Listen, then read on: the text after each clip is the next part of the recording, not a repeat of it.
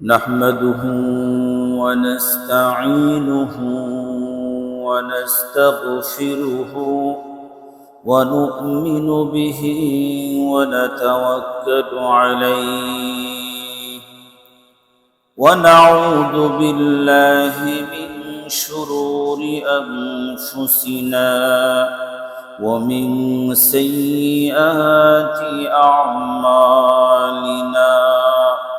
من يهده الله فلا مضل له ومن يضلله فلا هادي له ونشهد أن لا إله إلا الله وحده لا شريك له ونشهد أن سيدنا وحبيبنا ومولانا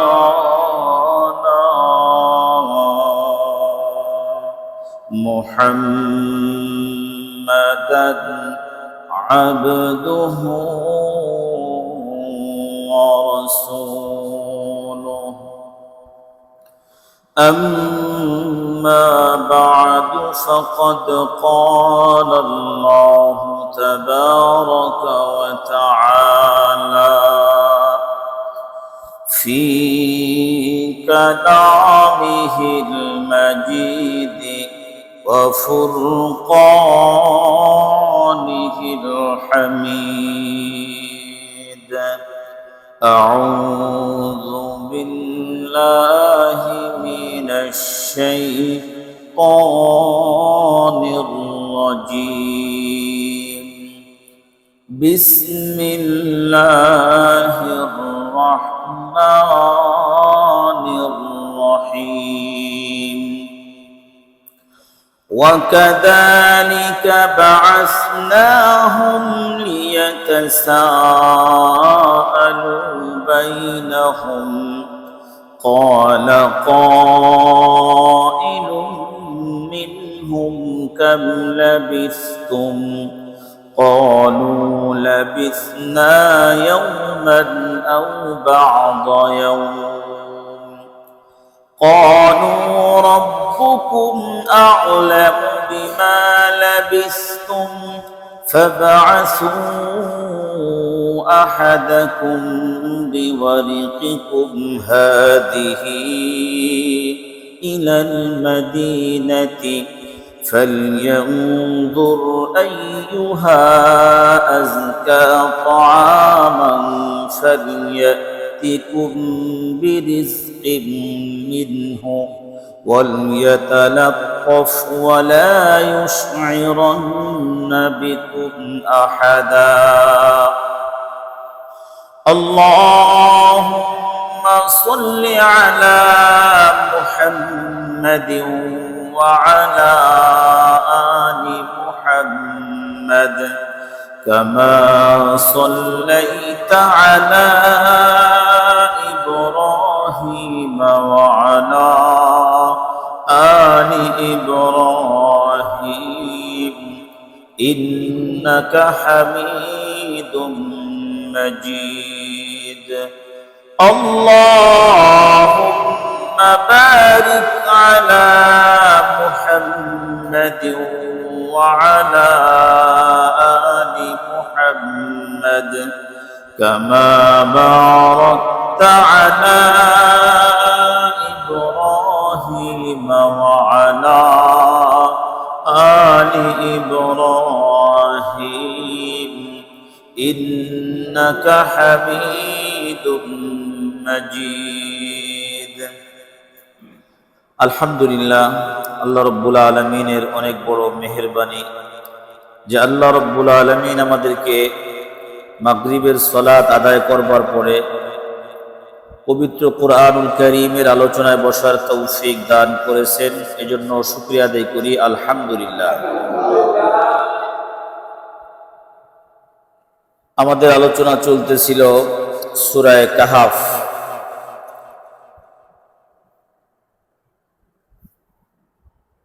আল্লাহ রাব্বুল আলামিন দুনিয়াতে এমন একটা ঘটনা ঘটাইছেন,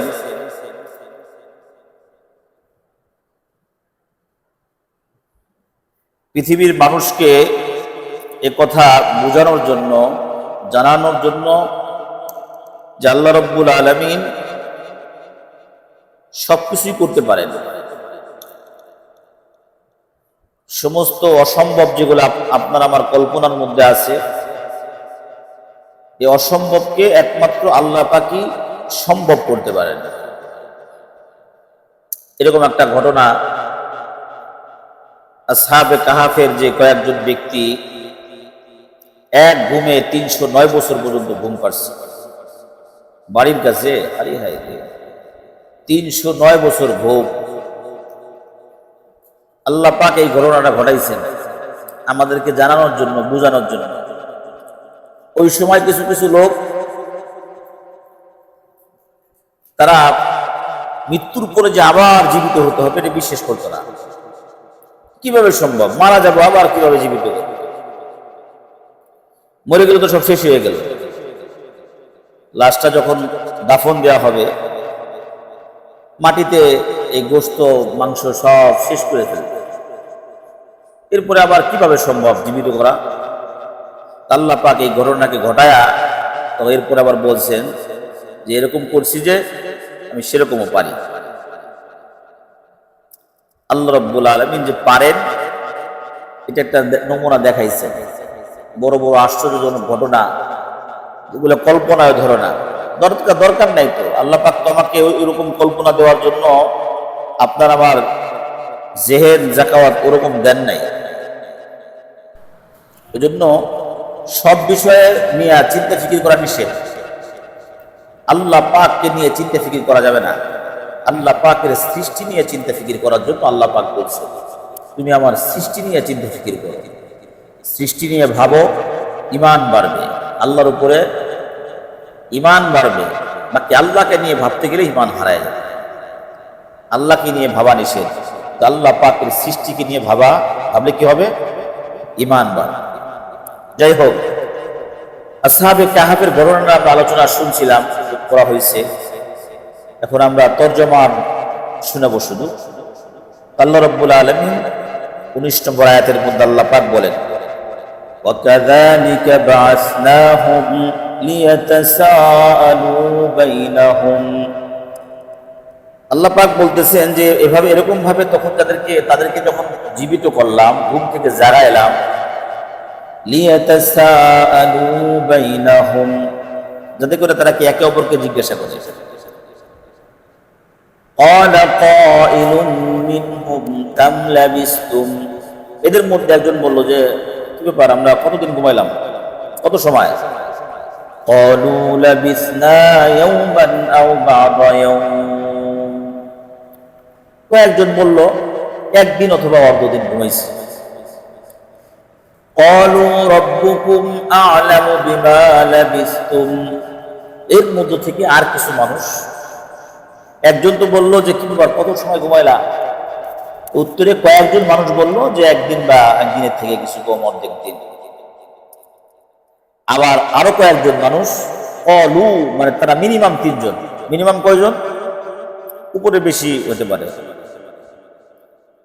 মিনিমাম 3 জন।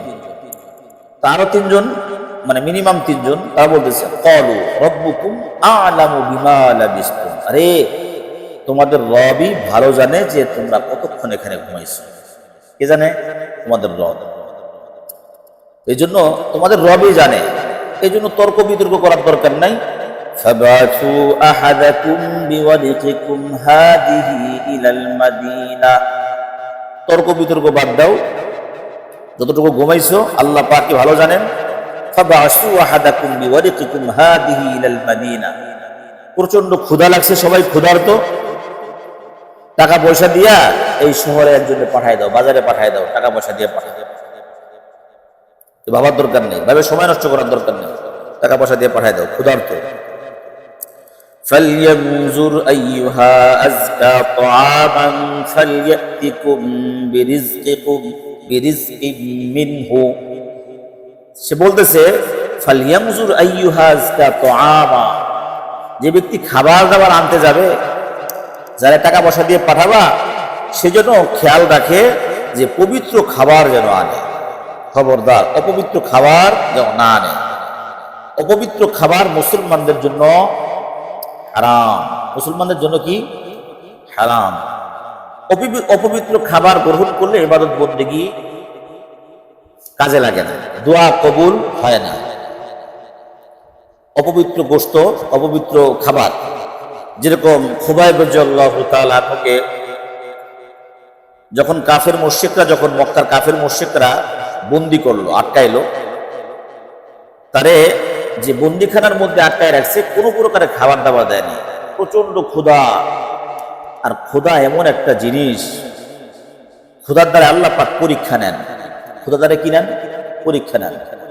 আল্লাহু আকবার। ক্ষুধা প্রচন্ড একটা, মানে এটা এমন একটা অবস্থা হয়, দিমাগ বিগড়ে যায় ক্ষুধা। তো খুবাইব রাদিয়াল্লাহু তাআলা খুবই ক্ষুধার্ত, জেলখানার মধ্যে, মানে বন্দি ঘরে আটকায় রাখছে। কাফের মুশরিকরা মনে করছে ও তো মুসলমান, করে আটকায় রাখছি, খাবার দাবার দিচ্ছি না, ও প্রচন্ড ক্ষুধার্ত। এই খুবাইবকে যদি এখন হারাম খাবার দিও, হারাম খাবার খাবে। আর হারাম খাবার দ্বারাই মুসলমানিয়ত দূর হয়ে যাবে, ঈমান দুর্বল হয়ে যাবে, কাফেরদের ধারণা। এজন্য খুবাইব রাদিয়াল্লাহু তাআলা আনহু ওই বন্দিশালার মধ্যে বিভিন্ন প্রকারের হারাম খাবার দেওয়া হয়েছে। মদ দেওয়া হয়েছে, মদ পানি হিসেবে পান করবে, আর শুকরের গোশত খাবে। নাউযুবিল্লাহি মিন যালিক। এই হারাম খাবার যখন খুবাইব রাদিয়াল্লাহু তাআলা আনহুকে দেওয়া হয়েছে, খুবাইব রাদিয়াল্লাহু তাআলা আনহু এই খাবার গ্রহণ করেন নাই। ক্ষুধার যন্ত্রণা সহ্য করতেছেন, কিন্তু হারাম খাবার খান নাই। ওই পরিবারের একজন মহিলা, উনি পরবর্তীতে মুসলমান হয়েছে। মুসলমান হওয়ার পরে বলতেছে যে খুবাইবকে যখন বন্দিশালার মধ্যে আটকানো হয়েছে, খাবার পানীয় কোনো কিছু দেওয়া হয় নাই, তাকে কষ্ট দেওয়া হইতেছে, তাকে মদ এবং শুকরের গোশত দেওয়া হয়েছে, কিন্তু সে খাবার খায় নাই। তাকে হালাল খাবার দেওয়া হয় নাই, আর হারাম খাবার দেওয়া হয়েছে, সে গ্রহণ করে নাই। তবে আমি একদিন ওদিক দিয়ে তার বন্দিশালার সামনে দিয়ে যাইতেছিলাম, আমি তাকে দেখলাম খুবাইব রাদিয়াল্লাহু তাআলা আনহু সে আঙ্গুর খাইতেছে। আঙ্গুরের থুকনা, বড় বড় থুকনা তার সামনে। আমি দেখলাম সে আঙ্গুরের থুকনা থেকে একটা একটা করে আঙ্গুর খাচ্ছে। বরঞ্চ তখন মক্কায় আঙ্গুরের সিজন না। ও মেনা দোস্ত, আপনি ধৈর্য ধরলে আপনাকে সাহায্য করবে কে? ধৈর্য ধরলে সাহায্য করবে কে? আল্লাহ সাহায্য করবে। হারাম খাবার দিচ্ছ ঈমান নষ্ট করার জন্য, খাবো না, আমি ক্ষুধার্ত অবস্থায় থাকবো, প্রয়োজনে আমার জীবন শেষ হয়ে যাবে, তারপর আমি হারাম খাবার খাবো না। আল্লাহ পাক বলতেছেন, বান্দা তুমি আমার জন্য কষ্ট করতেছো, আমার জন্য তুমি কুরবানি করতেছো, আচ্ছা আমি জান্নাতি খাবার আমি তোমার জন্য পাঠাই দিই। খুবাইব রাদিয়াল্লাহু তাআলা আনহু ওই বন্দিশালার মধ্যে বসে জান্নাতি খাবার আল্লাহ পাক তাকে খাওয়াইছেন। এই বলতেছেন, ফালয়ানজুর আইয়ুহা আযকা তাআমা। আমরা যে ঘুমাইলাম, এখন খাবারের জোর আনতে যাবা, খবরদার হারাম খাবার কিনবা না। খাবার দাবার একটু দেখে শুনে কিনো, হারাম খাবার কিনবা না। ফালয়াতিকুম বিরিজকিন মিনহু, আমাদের জন্য কি ভালো খাবারগুলো নিয়ে আসবা। ওয়ালিয়াতালাক্কাফ ওয়ালা ইউশইরান্না বিকুম আহাদা, এবং খবরদার সতর্কতার সাথে সামনে যাইবা, যেহেতু আমরা ইমানদার, বাদশা হলো কাফের, যেহেতু আমরা ইমানদার, বাদশা হলো মুশরিক। বাদশা চায় আমরা মুশরিক হয়ে যাই, কিন্তু আমরা মুশরিক হব না। আমরা আল্লাহ এক অদ্বিতীয়, এর উপরে অটল বিধায় আমরা যে গুহার মধ্যে লুকাইছি, কিছু সময় ঘুমাইলাম, এখন ক্ষুধা লাগছে, খাবার আনতে বাইরে যাবা, সাবধান। বাদশার লোকজন যেন টের না পায়, এদিক সেদিক তাকায় দেখবা, তোমাকে যেন কেউ দেখতে না পায়, লক্ষ্য রাখবা, তোমাকে যেন কেউ টের না পায়, আর আমাদের খবর যেন কেউ টের না পাওয়া যায়। পরামর্শ কি দিচ্ছেন? পরামর্শ দিয়া এই টাকা পয়সা দিয়া বের করতেছে। এবং আরো কথা বলতেছে ওই লোকগুলো, ওই তিনজন বলতেছে, ভাই আরে কয়েকদিন ঘুমাইছো, কত সময় ঘুমাইছো, এটা তুমি আমি যাই, আমরা তো ঘুমাইছিলাম, আল্লাহ পাক কি ভালো জানে কতক্ষণ আমরা ঘুমাইছি। আসছে টাকা পয়সা দিয়ে খাবার দাবার নাও, ক্ষুধা লাগছে পর্যন্ত। ক্ষুধা তো লাগারই কথা, 309 বছর বাড়ির কাছে আল্লাহ পাক এদেরকে খাবার খাওয়াইছে। এরা যে ঘুমাইছিল 309 বছর, আল্লাহ পাক এদেরকে খাবার খাওয়াইছেন, আল্লাহ পাক এদেরকে পার্শ্ব পরিবর্তন করে দিয়েছেন, আল্লাহ পাক সূর্যের আলো গুহার মধ্যে ঢুকায়া ভিটামিন ডি এদেরকে দিয়ে দিয়েছেন রেগুলার, সূর্যের আলোর তাপ লাগাইছেন, আর বছরে 2 বার পার্শ্ব পরিবর্তন করে দিয়েছেন যাতে মাটিতে দেহটা খায় না ফেলে। এরপরে ওই ব্যক্তি বলতেছে, আরো বলতেছে, তারা বলতেছে ইন্নাহুম ইয়াযহারু আলাইকুম ইয়ারজুমুকুম আও ইউঈদুকুম ফি মিল্লাতিহিম ওয়া লান তুফলিহু ইদান আবাদা। ইন্নাহুম ইয়াযহারু আলাইকুম, তারা যদি জাইনা যায় আমাদের ব্যাপারে, যদি তারা তাদের কাছে প্রকাশ পাওয়া যায়, ইয়ারজুমুকুম, তাহলে আমাদেরকে পাথর মারবে। তোমাদের কি মারবে? তোমাদেরকে পাথর নিক্ষেপ করবে, রজম করবে। রজম, রজম কি জিনিস? রজম হলো বিবাহিতা, বিবাহিত পুরুষ যদি জিনা করে এদেরকে রজম পায়রায়, বুক পর্যন্ত গায়রা পাথর পায়রা মাইরাকে হত্যা করে, একে বলা হয় রজম। খবরদার, ইন্নাহুম ইয়াযহারু আলাইকুম, যদি আমাদের ব্যাপারে ট্যাটুর পাওয়া যায়, যদি যাই না যায়, ইয়ারজুমুকুম, তাহলে তোমাদেরকে পাথর মাইরা হত্যা করবে, আও ইউঈদুকুম, অথবা তোমাদেরকে ফিরিয়ে নিবে, ফিল মিল্লাতিহিম, তাদের ধর্মে, বাদশাহ যেই ধর্মে, তোমাদেরকে আমাদেরকে সেই ধর্মে নিয়ে যাবে, ফিরিয়ে নিয়ে যাবে, মাইরে ফেলবে। এক নম্বর কি, যদি ধরে ফেলে আমাদেরকে, হয় পাথর মারে মেরে ফেলবে, অথবা তাদের ধর্মে ফিরে যেতে হবে, ফিরিয়ে নিয়ে নিবে। ওয়ালান তুফলিহু ইদান আবাদা, যদি তারা টের পাওয়া যায় হয়তো বা মারবে অথবা তাদের ধর্ম ফিরে যাবে, আমরা কল্যাণ কোনোদিন পাবো না, কল্যাণের রাস্তা আমরা কি পাবো না। وكذلك آثرنا عليهم ليعلموا أن وعد الله حق وأن الساعة لا ريب فيها। এই যে ঘটনা, এটা আয়াত পর্যন্ত শেষ। এরপরে বাজারে গেছে, বাজারে যায় ওই যে টাকা দিছে, আরে এই টাকা কই থেকে আসলো, কই থেকে কিভাবে পাইলো, এটা কিন্তু আমরা আলোচনা আমাদের পূর্বে গেছে, তাই না? এই পুরো ঘটনা গেছে না, পুরো ঘটনা আমাদের গেছে। তবে এই পথ থেকে বলি, উনি যখন ধরা খাইয়া গেলেন যে আসলে এ তো এই জমানার লোক না, এই যুগের লোক না, সে তো বহুত আগের লোক, ডাকিয়ে নিয়েছে যুগের লোক। হাই হাই রে, সংবাদ যখন ছড়ায়া গেল, সবাই টের পেয়ে গেল, বাদশাহ পর্যন্ত খবর পেয়ে গেল। তখনকার বাদশাহ ছিল মুসলমান, তখনকার বাদশাহ ছিল কি মুসলমান। বাদশাহ যখন যাই না গেল, এরকম একটা কাহিনী হয়েছে, বাদশাহও জানে আজ থেকে 309 বছর আগে যেই বাদশাহ ছিল দাকিয়ানুস, সে এরকম ভাবে মুশরিক ছিল। সে কিছু ব্যক্তিকে কিছু ইমানদারকে সে খুঁজতেছিল, পুরা দেশের মধ্যে হুলিয়া জারি করছিল, এদেরকে যারা ধরাই দিবে এদেরকে পুরস্কার দেওয়া হবে, এটা জানে। হ্যাঁ, আচ্ছা, এরকম 7জন কয়েকজন ব্যক্তির ব্যাপারে তো এরকম হুলিয়া জারি ছিল, হ্যাঁ এরাই মনে হয় তারা।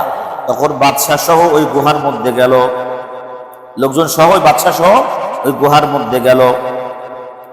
গুহার মধ্যে যাবার পরে এক রিওয়ায়াতের মধ্যে আছে বাদশাহ তাদের সাথে সাক্ষাৎ করছে, সালাম দিয়ে মুসাফা করছে, মুআনাকা করছে, আর বলছে তোমরা বের হয়ে আসো, তোমাদের জন্য রাষ্ট্রীয়ভাবে ব্যবস্থা নিব, আবাসনের ব্যবস্থা করব, সবকিছু সরকারের পক্ষ থেকে দেওয়া হবে। তারা বলছে না না, আমরা ওটা চাই না, আমরা এখানেই থাকতে চাই। এটা এক রিওয়ায়াত। আর এক রিওয়ায়াতের মধ্যে আছে ওই যে একজন যে খাবার কিনতে গেছে, ওইজন যখন আসতেছে তো সবাই তার পিছনে আছে, এলাকার লোকজন যখন টের পেয়ে গেছে এরকম, আরে আর কেউ আছে, আর কয়েকজন আমাদের সাথে আছে ওই গুহার মধ্যে, তখন তার সাথে যখন গেছে, তো ওই যে একজন যে বের হয়েছিল সে বলতেছে আপনারা গুহার মধ্যে এখানে দাঁড়ান, আমি ভিতর থেকে আমাদের ভাইদেরকে সংবাদ দিয়ে আসি। এই লোকটা যখন গুহার মধ্যে ভিতরে ঢুকাইছে, আল্লাহ পাক এদেরকে গায়েব করে দিয়েছে, এদের ব্যাপারে আর যেন কেউ খোঁজ খবর না পায়, তারা গায়েব নাই। কি হয়েছে আল্লাহ মাহমুদ ভালো জানে, গায়েব করে দিয়েছে। এটা বিভিন্ন প্রকার ঝামেলা হতে পারে, এই জন্য এটা গায়েব করে দিয়েছে। এই যে হয়ে গেল, ভিতরে ঢুকে গেল, আর কুকুর যে ছিল গুহার মধ্যে, আল্লাহু আকবার, এই কুকুরটা ছিল হলো, এই কুকুরটা পাহারা দিয়েছেন। দেখেন কি একটা জিনিস, সোহবতে সালেহ তোরা সালেহ কুনাদ, সোহবতে তালেহ তোরা তালেহ কুনাদ, ভালোর সাথে ঘোরাফেরা করলে, ভালোর সাথে মিশতে পরে ভালো হওয়া যায়, খারাপের সঙ্গে মিশতে মিশতে ব্যক্তি খারাপ হয়ে যায়, তাই না? একটা ফল, একটা থুকনা ফল, একটা ফল পয়সা গেছে, তাড়াতাড়ি পচাটা ফেলাই দেন, তাহলে আস্তে আস্তে সবই পচবো। দুইটা পেয়ার একসাথে ধরে আছে, একটা পয়সা গেছে, তাড়াতাড়ি পচাটা ফেলাই দিতে হবে, অন্যথায় ওই পচাটা আস্তে আস্তে পচতে পচতে ভালোটাও পৌঁছে যাবে। খারাপের সাথে সোহবতে কি হয়, মানুষ খারাপ হয়ে যায়। আতর বলার সাথে ঘোরাফেরা করলেও তার সাথে একটু গ্রাম, যখন কামারের সাথে ঘোরে তখন কি একটু গন্ধ সন্দেহ হয়। এই জন্য ভালো ব্যক্তিদের সাথে ওঠা বসা করা। একটা কুকুর ইমানদারের সোহবতে থাইকা সেও ভালো হয়ে গেছে। এই কুকুরটা কাল কিয়ামতের ময়দানে তাফসীর কিতাবের মধ্যে লেখছে, কুকুরকে একটা মানুষের রূপ দিয়া কুকুরকে জান্নাতে দেওয়া হবে। এটা কুকুর নিকৃষ্ট প্রাণী, সে ইমানদারদের সোহবতে থাকার কারণে তার অবস্থাটা কি হয়েছে। এই জন্য ভালো মানুষের সাথে ওঠা বসা করা, ভালো মানুষের সোহবতে থাকা, ভালো মানুষের সাথে খাতির রাখা, মোহাব্বত রাখা, ভালোবাসা রাখা। ফায়দা কি? ফায়দা হলো এরকম, আজ অথবা কাল যে কোনো মুহূর্তে আমি আপনি থাকবো না, মালাকুল মউতের সাথে আপনার আমার সাক্ষাৎ হয়ে যাবে। এই দুনিয়ায় থাকতে পারবো না, কবরের জগতে আমাদের যেতে হবে। আপনি আমি যে কোনো মুহূর্তে চলে গেলাম। আপনার বন্ধু বান্ধব থাকে যদি জ্ঞানী আলেম উলামা, আপনার বন্ধু বান্ধব যদি আলেম আমল ওয়ালা হয়, তাহলে আপনার ইন্তেকালের পর্বে 3 কুল করে আপনার কবরে সওয়াব পড়াবে, ইসারে সওয়াব করবে। 3 কুল পড়বে, সে জানে একবার সূরা ইখলাস পাঠ করলে 10 পারা, 2 বার পড়লে 20 পারা, 3 বার পড়লে 1 খতম কোরআন তেলাওয়াতের সওয়াব আল্লাহ পাক দান করেন। তখন মাত্র 3 মিনিটে আপনার জন্য 3 বার কুল হুয়াল্লাহ পড়ে আপনি আপনার ইসারে সওয়াব করে দিবে যে আমার এই হাদিয়াটা আল্লাহ যতটুকু সওয়াব হয়েছে এই সওয়াবটা তুমি আমার অমুক ব্যক্তিকে দিয়ে দাও। ভালো মানুষের সাথে উঠা বসা করার ফায়দা। আর যখন খারাপ মানুষের সাথে উঠা বসা করা হয়, মরে গেলে মরে গেলে কোনোদিনও কবরের কাছেও যাবে না, যাবে কবরের কাছেও যাবে না, খোঁজ খবরও নিবে না, দোয়া কালাম কইরেও আপনার আমার জন্য দোয়া করবে না। তাহলে কি করা উচিত? ভালো মানুষের সাথে উঠা বসা করা উচিত। আছে কিছু কিছু চালাক ব্যক্তি আছে, কিছু কিছু চালাক ব্যক্তি আছে, মাশাআল্লাহ খুবই ভালো। দেখা যায় নতুন এলাকায় আসছে, 1 মাসও হয় নাই, মাত্র নতুন বাসা ভাড়া নিছে। দেখা যায় ইমাম, খতিব, মুয়াজ্জিন, খাদেম সবার সাথে পরিচয় হয়ে গেছে, সবার সাথে পরিচয় হয়ে গেছে, তার নামও জানে, মোহাব্বত তৈরি হয়ে গেছে। আবার অনেকে আছে মসজিদের বয়স যতদিন, তার এই এলাকায় থাকাও ততদিন, তার নামও হুজুররা জানে না, হুজুর তার ব্যাপারে কোনো খবরও রাখে না। আছে এরকম অনেক বহুত আছে। এটা উচিত হলো কি, আপনি যে এলাকায় থাকেন ওই এলাকার দিনদার মুত্তাকিদের সাথে আপনাকে উঠা বসা করা, তার সাথে খাতির লাগানো, কারণ আপনার অবর্তমানে আপনার জন্য দোয়া করতেছে। আপনি এমন একজন ব্যক্তির সাথে উঠা বসা করেন যে তাহাজ্জুদ গুজার, এমন একজন ব্যক্তির সাথে উঠা বসা করেন যে আমল করে, আল্লাহ পাকের কুদরতি পায় সেজদা দিয়ে কান্নাকাটি করে, তখন কি হবে? আপনার জন্য দোয়া করবে। কি করবে? দোয়া করবে। ফায়দা। এই যে একটা কুকুর, ইমানদারদের সোহবতে কুকুরটা কি হয়ে গেছে? দামি হয়ে গেছে। যার ব্যাপারে কুরআনুল কারীমের মধ্যে তার ব্যাপারে তার নাম আসছে, কালবুহুম বাসিতুম বিরাইহি বিল ওয়াসিদ। তাদের একটা কুকুর ছিল, তাদের পিস পিস গেছে, গুহার সামনে বসেছিল, এরকম হাত 2 পাওটা মিলা গুহার সামনে বসেছিল। কুকুরটা একটা সময় মারা গেছে, মাটিতে খেয়ে ফেলছিল। আল্লাহু আকবার। তাফসীর কিতাবের মধ্যে লিখছে যে 10টা প্রাণী, 10টা জিনিস প্রাণী জান্নাতে যাবে। এর মধ্যে কুকুর, আসহাবে কাহাফের কুকুর, সালেহ আলাইহিস সালামের উটনি, এরকম ভাবে আরো কিছু আছে, 10টা জান্নাতে যাবে। সুলাইমান আলাইহিস সালামের সাথে যে কথা বলছিল পিঁপড়া। আল্লাহু আকবার। জন্য ভালোদের সাথে উঠা বসা করা ভাই। কি করা ভাই? আপনার ফিকির আপনারই করতে হবে। আপনার কবরে আপনি যাবেন, আমার কবরে আমি যাব। কিভাবে কবরটা সুন্দর হয়, কিভাবে কবরের জগৎটা সুন্দর হয়, ওই ফিকির আপনার আমার করতেই হবে। কি কাজ করলে পরে আপনার আমার মৃত্যুটা সহজ হবে, কি কাজ করলে পরে আপনার আমার সাথে মালাকুল মউত ভালো আচরণ করবে, কবরের ফেরেশতারা ভালো আচরণ করবে, এই ফিকির আপনারটা আপনারই করতে হবে, আমারটা আমারই করতে হবে। আপনি মাকে যতই ভালোবাসেন, মার কবর আপনি যেতে পারবেন না, মাও আপনার কবরে যেতে পারবে না। মার থেকে পৃথিবীতে আপনার কে আছে? আর তো কেউ নাই। তাহলে কারটা কার করতে হবে? আপনারটা আপনারই করতে হবে। মেরা দোস্ত, লাভ নাই। এজন্য বুজুর্গদের সাথে উঠা বসা করা, এদের সাথে মোহাব্বত রাখা, হাদিয়ে তোহফা আদান প্রদান করা, সেটা একটা কলম হোক যে আপনাকে আমি একটা গিফট করলাম, মোহাব্বত, তাহাদাউ তাহাব্বু, হাদিয়ার দ্বারাই কি হয়? মুহাব্বত হয়। হাদিয়া দেওয়ার দ্বারা কি হয়? মুহাব্বত তৈরি হয়, মুহাব্বত তৈরি হয়। নবী আলাইহিস সালাম হাদিয়া গ্রহণ করতেন, হাদিয়া দিতেন, হাদিয়া গ্রহণও করতেন। নবী আলাইহিস সালামের নবুয়তের উপরে কি চাকরি ছিল, কি ব্যবসা ছিল? নবুয়ত পাওয়ার পরে, নবুয়তের আগে তো খাদিজার রাদিয়াল্লাহু তাআলা আনহার ব্যবসা করছেন, অন্যের কাজ করছেন, নিজে অর্থ উপার্জন করছেন। নবুয়তের পরে সাহাবায়ে কিরাম হাদিয়া দিয়েছেন, দ্বীনের কাজ নবী আলাইহিস সালাম করছেন, গনিমতের মাল পাইছেন। এজন্য তারা দ্বীনের কাজ করে, এদের সাথে মুহাব্বত রাখা, হাদিয়া তোহফা দেওয়া। এই ওয়াজ করতে গেলে নিজের উপরে লাগাইতে শরম করে, এই ওয়াজ করতে গেলে কি লাগে?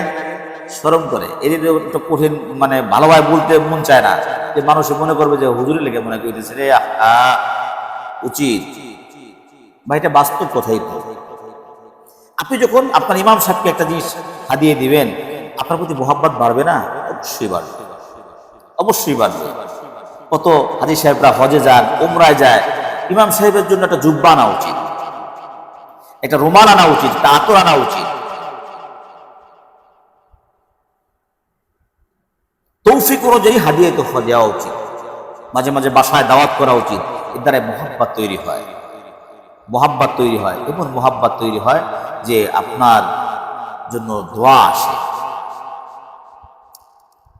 আজ থেকে কয় বছর হয়ে গেল? প্রায় 20 বছর হয়ে গেছে প্রায়। একজন ব্যক্তি, আমি যখন ওই যে গার্মেন্টস প্রোটেক্সে নামাজ পড়াইতাম, যখন ওই বর্তমানে মেট্রো রেল ওই পাশে যে বড় বিল্ডিংটা 5 তলায়, তো 4 তলায় ছিল হলো আপনার সোয়েটার ফ্যাক্টরি। তো যখন উঠতাম, এক ভদ্রলোক, সে আমি যখন উঠতাম দাঁড়ায় যেত, শীত দাঁড়ায় থাকতো, হুজুর যাবে আর আমি হাঁটবো, বেয়াদবি হবে, দাঁড়ায় যেত। আমি যখন উঠে চলে যেতাম, তখন আমি তখন ছাত্র, সে একেবারে যখন সাক্ষাৎ হতো এইভাবে এরকম। হঠাৎ দিকে এই ব্যক্তি আর নাই, কিরে দেখা সাক্ষাৎ হয় না কয়েকদিন হয়ে গেছে, কি ব্যাপার? খোঁজ খবর নিলাম যে লোকটা কই, ওই স্ট্রোক করে মারা গেছে। আমার দিলের মধ্যে এত কষ্ট লাগছে, এই ব্যক্তির জন্য আমি আজও দোয়া করি। এই ব্যক্তির কথা আজও দেখেন, দোয়া করে দেখি তো মনে আছে, আজও দোয়া করি। আর যারা উলামা ইকরামকে গালি দেয়, উলামা ইকরামের সাথে খারাপ ব্যবহার করে,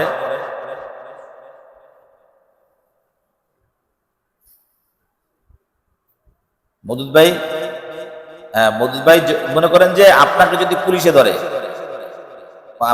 এখন আপনাকে 500 বাড়ি মারবে, লাঠি দিয়ে 500 বাড়ি মারবে, সহ্য করতে পারবেন?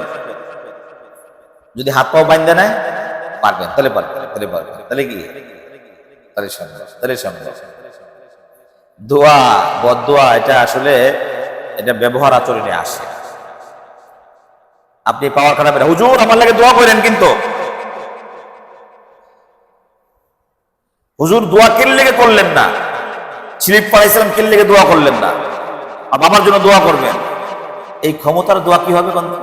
হ্যাঁ, দোয়া হবে, মুখে কবে আল্লাহ তুমি এই ব্যক্তির বাবারে জান্নাত দান করো, মনে মনে করবে আল্লাহ ভালোবাসা সাইজ করো।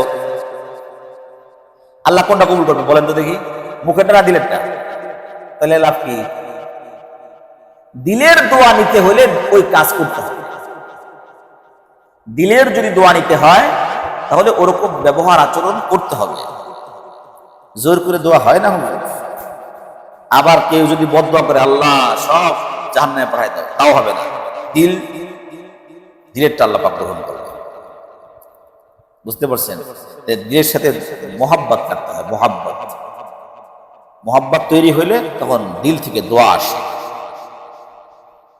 যে কোনো ব্যক্তি, আপনি সবাই দোয়াই তো কবুল হতে পারে, পিতা মাতা তো আরো পাওয়ারফুল। আমি মদিনা এয়ারপোর্টে যখন রাত 2টা বাজে মনে হয়, তখন সম্ভবত এরকমই 1টা 2টা বাজে, আমাদের ফ্লাইট মনে 3টায় ছিল, এরকম 3টা বা 3:30 এরকম ছিল। তো আমাদেরকে গাড়িতে এখন একটু দূরে নামাইছে যে আপনারা টলি নিয়ে আসেন, মানে বাংলাদেশে ফেরার সময়।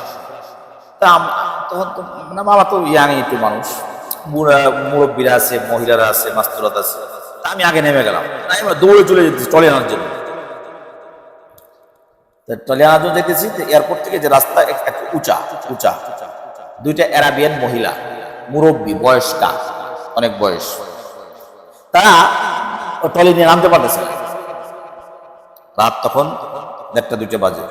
আমি এই নিচে ধইরা দুটোটাই এভাবে আস্তে আস্তে করে নামাই দিলাম। সাথে সাথে আমার জন্য হাত তুলে দোয়া বলে, আরবিতে যে দোয়া বলে পড়ছে, আহা, যদি মানে দিল খোশ দোয়া করছে। আমি তার দোয়া করতে কইনি, আমি তার দোয়া করতে বলিনি, কিন্তু আমি দোয়ার কাজ করছি। সে যদি আমার মক্কা মদিনায় আসে, আরবি মক্কা মদিনায় আসে, এয়ারপোর্ট গেলে আবার আমার কথা মনে পড়ে যেন এরকম একটা কোনো একজন ব্যক্তি আল্লাহর বান্দা এই উপকারটা করছে, তখন আবার দোয়া করে, তাই না? যেটা দোয়া করে কি জোর করে হয় না, আচরণ করতে হয়, দোয়ার ব্যবহার করতে হয়। যাই হোক, ভালো মানুষের সাথে উঠা বসা করা, ভালো মানুষের সাথে মানে খাতির রাখা, বন্ধু বানাবো তো ভালো ব্যক্তিদের সাথে বানাবো। আল্লাহ পাক আমাদের বুঝবার তৌফিক দান করেন। এরকম ভাবে কুকুরের এই হালত। এরপর আল্লাহ পাক বলতেছেন, যখন ওই যে গুহার মধ্যে ঢোকার পরে এরা ফিনিশ, শেষ হয়ে গেল, ওয়াকাযালিকা আসারনা আলাইহিম, এরকম ভাবে আল্লাহ পাক বলতেছেন এদেরকে আমি জীবিত করছি, লিয়ালামু আন্না ওয়াদাল্লাহি হাক্কুন ওয়া আন্না আস-সাআতা লা রাইবা ফিহা, যাতে করে সবাই জানে, মানুষকে জানানোর জন্য যে কিয়ামত সত্য। কিয়ামত কি? সত্য, তার মধ্যে কোনো সন্দেহ নাই। কিয়ামত যে সত্যের মধ্যে কোনো সন্দেহ নাই। কারণ কিছু মানুষকে 309 বছর ঘুম পাড়াইছে আল্লাহ পাক, এর দ্বারা তোমরা বুঝো যে কিয়ামত সত্য। তোরা আরো তখন ওদের কিছু লোকজন এরকম তর্কাতর্কি করতে সামনে আসতেছে, ইদ ইয়াতানাযাউনা বাইনাহুম আমরাহুম, তারা ওই বিষয় নিয়ে তর্ক বিতর্ক করতো। কি তর্ক বিতর্ক করতো? তারা তর্ক করতে হলো যে এই দেহের মানে দেহের রূহ এবং দেহ, এরা হলো মুসলমানদের আকীদা ছিল, রূহ এবং দেহ উভয়কে আল্লাহ পাক বিচারের কাঠগড়ায় দাঁড় করে। আর কাফেরদের ছিল যে না, শুধু রূহকে দাঁড় করা যায়, শুধু কি রূহকে। এই ব্যাপারে তাদের অনেক কথাবার্তা এরকম হয়েছিল। তারা ওখানে এই মানে কিছু নির্মাণ করার জন্য চাইলো, রব্বুহুম আ'লামু বিহিম, এবং তারা ওখানকার দুই গ্রুপ, মুসলমান গ্রুপ আর মুশরিক গ্রুপ, যখন তর্ক বিতর্ক করে যেখানে কি করা যাবে, কি নির্মাণ করবে, তখন আল্লাহ পাক বলছে আল্লাহই তার ব্যাপারে কি ভালো জানেন। ক্বালাল্লাযীনা গালাবু আলা আমরিহিম লানাত্তাখিযান্না আলাইহিম মাসজিদা, যারা ওই দুইটা গ্রুপ তর্ক বিতর্ক করছে, যারা গালেব হয়েছে, যারা বিজয় হয়েছে, তর্কে জিতে গেছে, যারা তর্কে জিতে গেছেন, এদের হলো কি, তারা ওখানে অবশ্যই মসজিদ নির্মাণ করবে। কি বানাবে? মসজিদ নির্মাণ করবে। ওই গুহার পাশে কি করবে? মসজিদ নির্মাণ করবে। আর মুশরিকরা ছিল একটা দেওয়াল বানাবে, দেওয়াল, উপাসনার জন্য একটা দেওয়াল বানাবে, এখানে কেউ না মানে নিদর্শন হিসেবে বানাবে। আর মুসলমানরা যেহেতু গালেব হয়ে যায়, তারা কি করবে? গুহার পাশে মসজিদ বানাবে। কবরস্থানে মসজিদ বানানো, কবরের উপরে মসজিদ বানানো নিষেধ। কবরের উপরে মসজিদ বানানো কি নিষেধ? কবরের উপরে মসজিদ বানানো যাবে না। ইহুদি নাসারারা কবরের উপরে মসজিদ বানায়, তারা কবরকে সেজদা করে। তারা কবরকে কি করে? সেজদা করে। কবরে সেজদা করা জায়েজ আছে? হারাম। কবরে সেজদা করা কি? হারাম। কবরে সেজদা করা হারাম। আল্লাহ মাফ করেন। কবরে সেজদা করা হারাম। কবরবাসীর কাছে কিছু চাওয়াও হারাম। কবরবাসীর কাছে চাওয়া হারাম। এগুলো খেয়াল রাখতে হবে। এখন ওই যে কিছু লোকজন আছে না, যে এই গুহার মধ্যে কয়জন ছিল রে, কয়জন ছিল, এই নিয়ে একটা তর্ক বিতর্ক।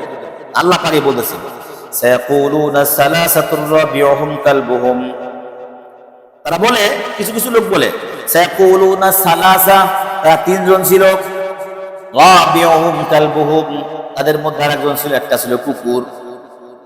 3 জন ছিল কি মানুষ, একজন ছিল কুকুর।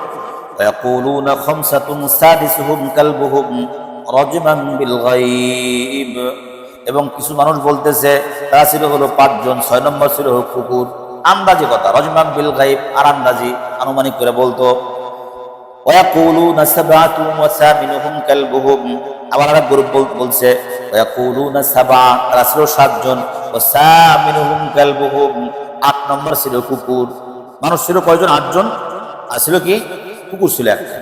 তখন আল্লাহ পাক বলতেছেন, কুর রব্বি আ'লামু বিইদ্দাতিহিম মা ইয়ালামুহুম ইল্লা কলিল, এদের ব্যাপারে আল্লাহ পাক, ইয়া রাসূল আপনি বলেন এদের ব্যাপারে এরা কয়জন ছিল, এদের ব্যাপারে আল্লাহ পাকই ভালো জানেন। আল্লাহ পাক বলতেছেন ফালা তুমারি ফীহিম ইল্লা মিরাআন যাহিরা।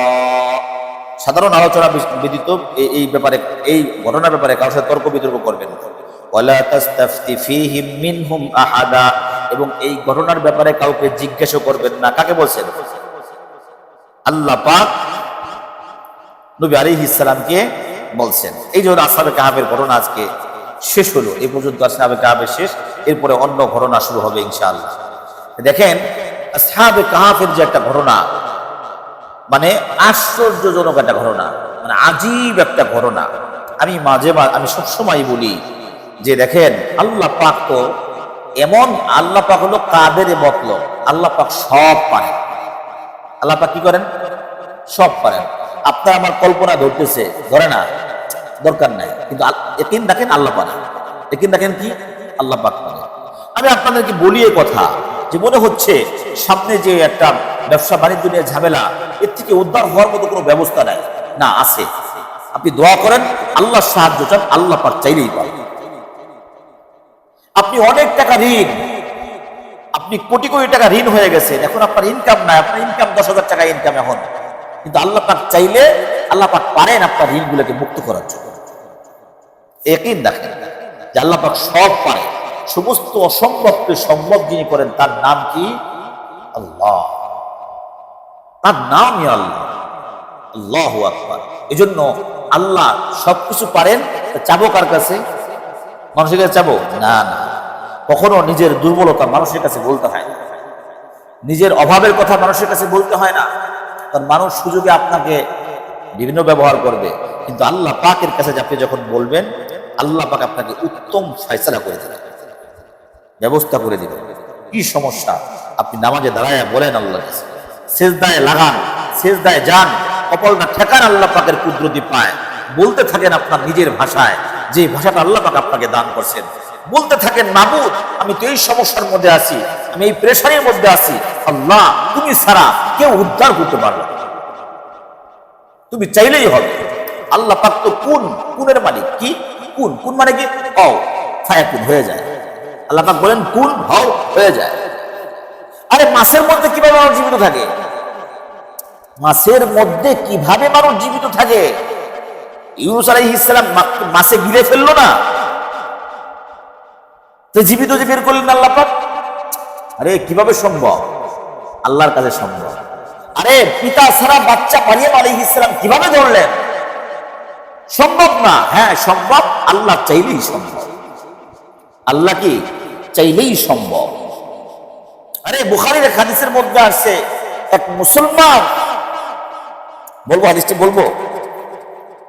হ্যাঁ, বনি ইসরাইলের জামানার মধ্যে একজন ব্যক্তি 1000 দিনার একজনের কাছে ঋণ চাইছে, ধার। ঋণ আমরা ঋণ নেই না, ধার নেই না টাকা। ভাই তুমি আমাকে 1000 দিনার দাও। ওই ব্যক্তি বলছে ঠিক আছে, তুমি কোনো সাক্ষী নিয়ে আসো। যে ব্যক্তি ঋণ চাইছে সে ব্যক্তি বলতেছে ওয়াকাফা বিল্লাহি শাহীদা, আমার সাক্ষ্য আমার রবই যথেষ্ট। যে ঋণ দিবে সে বলতেছে তাহলে জামেন আনো, জামেন 1000 দিরহাম তুমি যে নিবা, তুমি যদি টাকা না দাও, মাঝনে হদিস না থাকে, তাহলে একজনকে জামেন রাখো, ওই ব্যক্তি যেন তোমার টাকাটা আমাকে দিয়ে দেয়। কি দেয়? টাকাটা দিয়ে দেয়। তখন ওই ব্যক্তি বলছে ওয়াকাফা বিল্লাহি ওয়াকিলা, আমার জামিন হইল, আমার উকিল হইল আল্লাহ। যখন আল্লাহকে সাক্ষী বানাইলো, আল্লাহকে উকিল বানাইলো, 1000 দিরহাম দিয়ে দিল। টাকা দিবেন কবে? অমুক তারিখ, ডেট হয়ে গেল, অমুক তারিখে টাকা আপনার দিয়ে দিব। এই ব্যক্তি 1000 দিরহাম নিয়ে চলে গেছে, বহুত দূর চলে গেছে, বিশাল বড় নদী পার হয়ে চলে গেছে। টাকা দেওয়ার দিন সময় চলে আসছে, যে এই দিনে টাকা দিবে।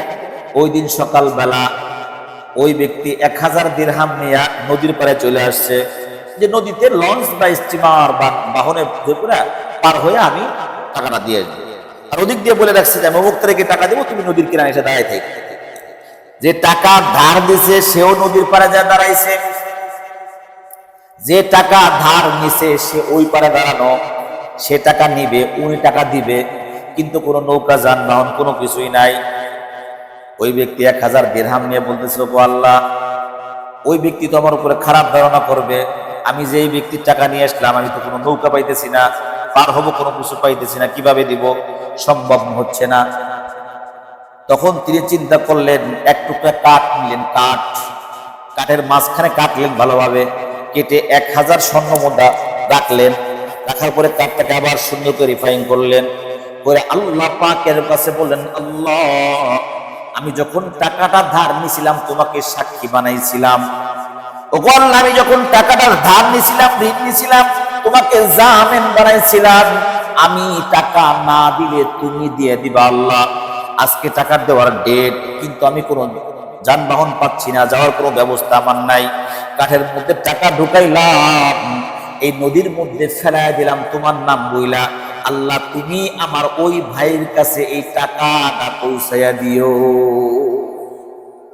আল্লাহর কাছে বইলা, আল্লাহর কাছে ফরিয়াদ করে কাঠ ফালাইয়া দিছেন।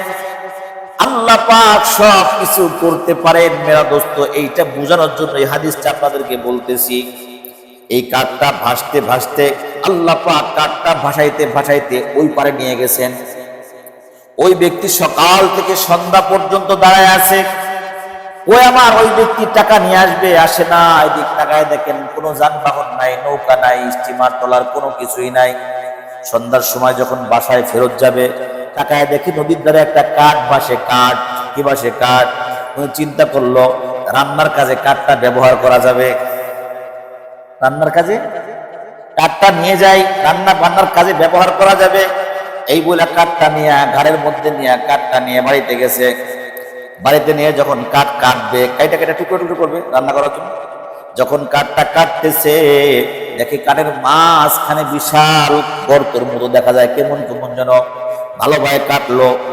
কাইটা দেখে স্বর্ণ মুদ্রা 1000 দিরহাম। আবার একটা চিরকুট লেখা আছে, আমি অমুক, আমি যানবাহন পাইলাম না, তোমার কাছে আমি টাকা নেই, এভাবে টাকাটা পৌঁছাই দিলাম। তুমি টাকাটা পাই গেছে।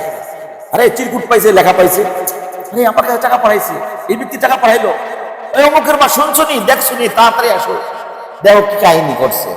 আমার তো সেই ভাই টাকা পাঠাই দিছে, এই যে টাকা তার, যে তার লেখা। ওদিক দিয়ে ওই ব্যক্তিও খুব প্রেশানির মধ্যে আছে। আল্লাহ, টাকা তো কাঠের মধ্যে পাঠাইলাম, কাঠ বাঁচতে বাঁচতে কই গেছে তার কোনো খবর নাই। যখন নৌকা পাইছে, আবার 1000 দিরহাম নিয়ে আবার পার হয়ে চলে আসছে।